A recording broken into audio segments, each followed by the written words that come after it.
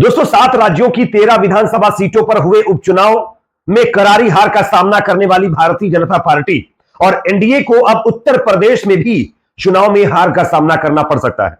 दरअसल यूपी में कुछ दिनों के बाद विधानसभा के उपचुनाव होने हैं और उसके बाद विधानसभा के चुनाव भी कुछ सालों के बाद होंगे और इसकी तैयारी बीजेपी ने अभी से शुरू कर दी है। लेकिन अब खुद बीजेपी के नेता ये कहने लगे हैं कि यूपी में बीजेपी के अंदर सब कुछ ठीक नहीं चल रहा है, बीजेपी की हालत बहुत खराब चल रही है और बीजेपी उपचुनाव के साथ साथ विधानसभा चुनाव भी हार जाएगी।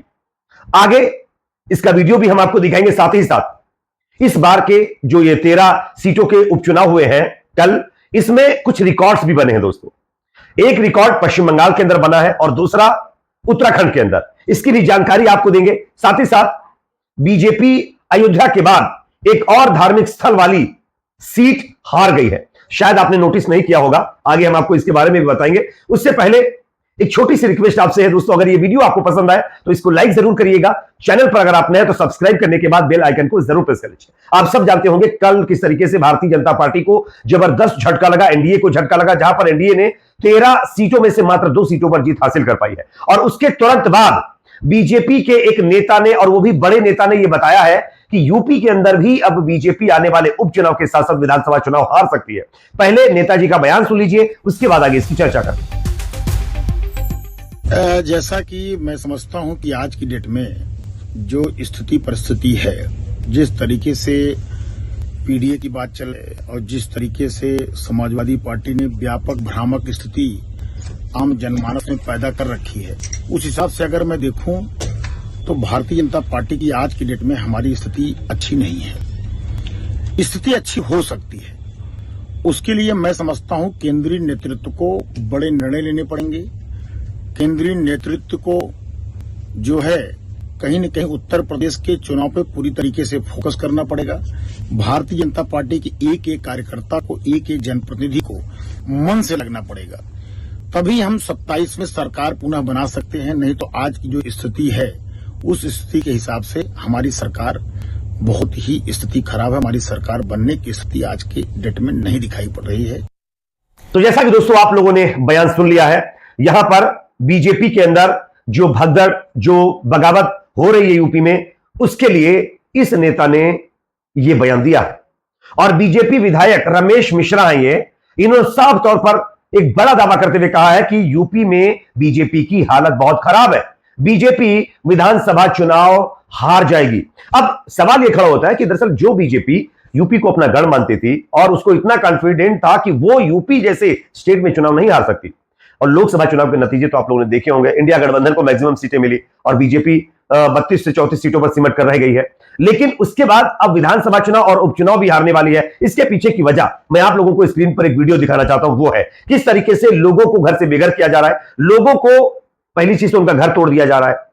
चलिए घर तोड़ दिया गया किसी भी वजह से, तो उनको दूसरी जगह घर भी दिया जाना चाहिए ना रहने के लिए, लेकिन उनको दूसरी जगह ना तो अच्छे से रहने की व्यवस्था की जा रही है और उसके बावजूद भी लोगों को घर से बेघर किया जा रहा है। किस तरीके से लोग रो रहे हैं, बिलख रहे हैं, इवन बीजेपी के सपोर्टरों के घरों को भी बुलडोजर से यानी जमींदोज किया जा रहा है। पहले वीडियो देखिए, उसके बाद इसकी चर्चा करेंगे। हमारा नाम विनोद सोनी है और मैं यहाँ 2000 से रह रहा हूँ। सन 2000 से मेरे पास लीगल सारे कागजात हैं। यहाँ आज जो माहौल बना है इसका जिम्मेदार कोई और नहीं, बीजेपी ही है।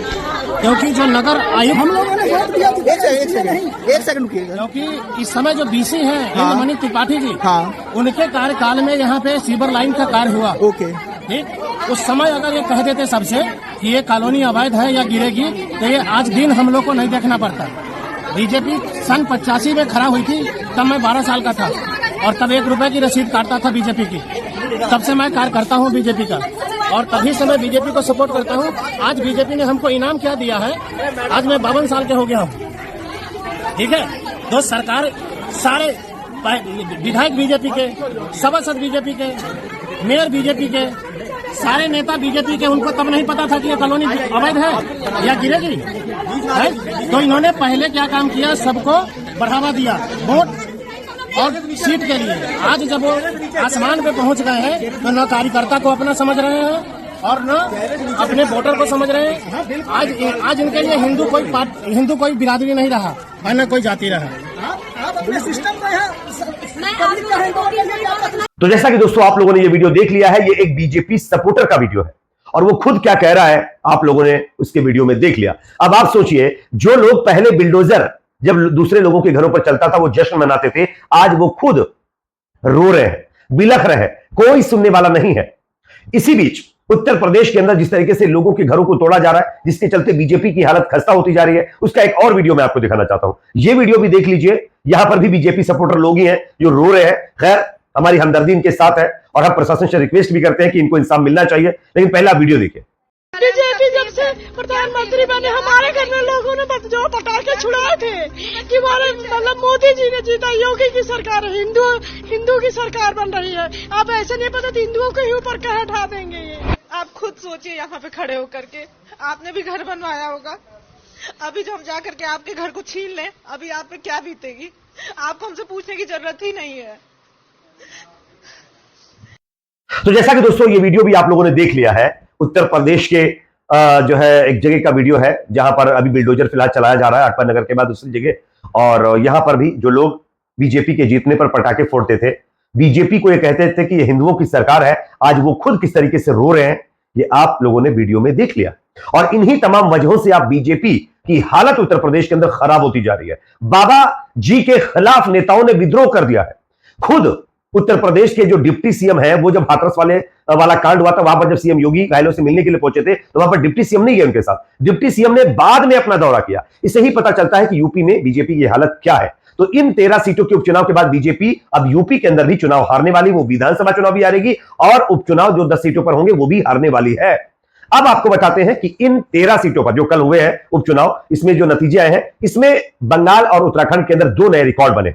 बंगाल का रिकॉर्ड मैं आपको दिखाना चाहता हूं, आप देख सकते हैं।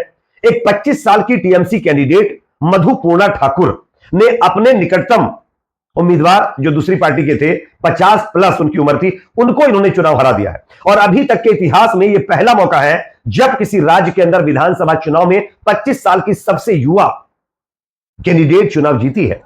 यह अपने आप में एक बहुत अच्छा संदेश भी मिला है और एक तरीके से हम कह सकते हैं एक प्रथा भी चल रही है कि अब युवाओं को देश की राजनीति में मौका मिलना चाहिए। और यह अपने आप में अभी तक ऐसा कभी नहीं हुआ था। यह पहली बार है जब एक 25 साल की कैंडिडेट चुनाव जीती है। दूसरा रिकॉर्ड क्या बना है उत्तराखंड के अंदर, आप लोगों ने देखा किस तरीके से मंगलोर सीट पर कांग्रेस पार्टी के नेता काजी निजामुद्दीन चुनाव जीत गए। काजी निजामुद्दीन चुनाव जीत गए, 422 वोटों से उन्होंने चुनाव जीता। लेकिन इस चुनाव से पहले जब वोटिंग हो रही थी, तब किस तरीके से उनके वोटर्स को मारा गया, पीटा गया, उनके ऊपर जुल्म किया गया, उनको जेलों में बंद किया गया। उसके बावजूद भी इस सीट को कांग्रेस पार्टी ने जीता। और उसके बाद जो जश्न मना है वो मैं आपको दिखाना चाहता हूं, आप देख सकते हैं स्क्रीन के ऊपर। ये वीडियो पहले देख लीजिए, उसके बाद हम आपको बताते हैं कि यहां पर रिकॉर्ड क्या बना है।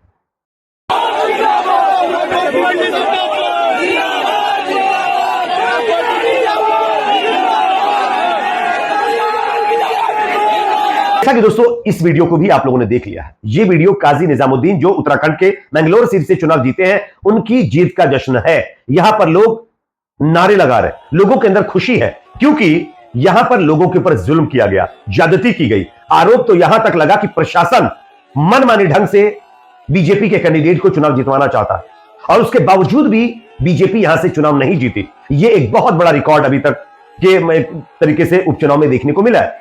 रामपुर के अंदर आप लोगों ने देखा होगा इसी तरीके से ज्यादती की गई, जिसके बाद आजम खान के जो करीबी थे उनको चुनाव हरवा दिया गया और बीजेपी चुनाव जीत गई। उसके बाद यहां पर भी इसी तरीके की स्थिति बनाने की कोशिश की गई, लेकिन जो वोटर्स हैं वो इतने समझदार हो चुके हैं कि उनको पता है कि कौन सी पार्टी किस तरीके से उनका इस्तेमाल कर रही है। अगली जो अपडेट सामने आ रही है वो ये है दोस्तों कि यहां पर बीजेपी तमाम धार्मिक स्थलों वाली सीट हारती जा रही है। यह भी एक रिकॉर्ड बना है। अयोध्या के बाद बीजेपी ने अब बद्रीनाथ की सीट भी गंवा दी है। अयोध्या एक धार्मिक स्थल है, हिंदू समुदाय के लिए बहुत ही पवित्र स्थल है और वहां पर लोग जाते हैं और काफी ज्यादा वहां की मान्यताएं भी हैं। उस सीट को लोकसभा के अंदर बीजेपी हार गई लोकसभा चुनाव में, और उसके बाद अब बद्रीनाथ जो कि एक बड़ा धार्मिक स्थल माना जाता है खास करके हिंदू समुदाय के लिए, इस सीट पर भी बीजेपी के हारने के चांसेस नहीं थे, लेकिन यहां पर भी बीजेपी चुनाव हार गई है। यह अपने आप में दर्शाता है कि बीजेपी जिस तरीके से अपने हिंदुत्व के नाम पर राजनीति कर रही है वो उसके लिए उल्टा पड़ता हुआ नजर आ रहा है। इससे बीजेपी की हालत दिन ब दिन खराब होती जा रही है। इस पर आप लोग क्या सोचते हैं कमेंट सेक्शन में जरूर बताइए। वीडियो को लाइक शेयर करें, चैनल पर नए तो सब्सक्राइब जरूर करें।